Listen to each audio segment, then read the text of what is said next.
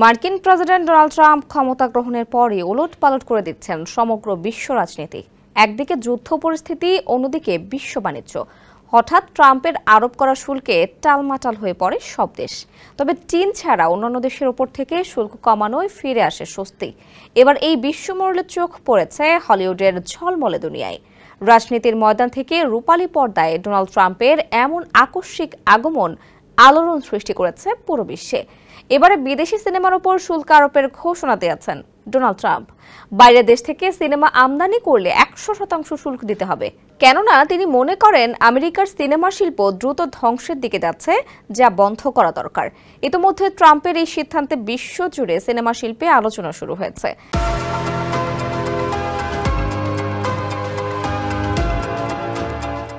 ট্রাম্পের যুক্তি হলো, বিদেশি স্টুডিওগুলো অনেক সুযোগ সুবিধা পাচ্ছে যা আমেরিকার সিনেমার জন্য ক্ষতিকর। এই কারণে তিনি ভোয়েট, মেল গিবসন ও সিলভেস্টার স্ট্যালোনের মতো 3 হলিউড তারকাকে বিশেষ দূত হিসেবে নিয়োগ দিয়েছেন, যাতে তারা বিদেশি সিনেমার প্রতিযোগিতা থেকে হলিউডকে রক্ষা করতে পারেন। নিউ ইয়র্ক টাইমসের এক প্রতিবেদনে এসব তথ্য তুলে ধরা হয়েছে। সিনেমা নিয়ে গবেষণা করা প্রতিষ্ঠান প্রটপ্রো জানিয়েছে, 2024 সালে আমেরিকায় সিনেমা তৈরির জন্য বিনিয়োগ 26% কমেছে। অন্যদিকে কানাডা, অস্ট্রেলিয়া, নিউজিল্যান্ড ও যুক্তরাজ্যে বিনিয়োগ বেড়েছে। চীনের সঙ্গে আমেরিকার বাণিজ্য যুদ্ধের কারণে সিনেমা শিল্পেও প্রভাব পড়েছে। চীনের অভিযোগ, আমেরিকার শুল্ক নীতির কারণে দর্শকদের আগ্রহ কমে যাচ্ছে।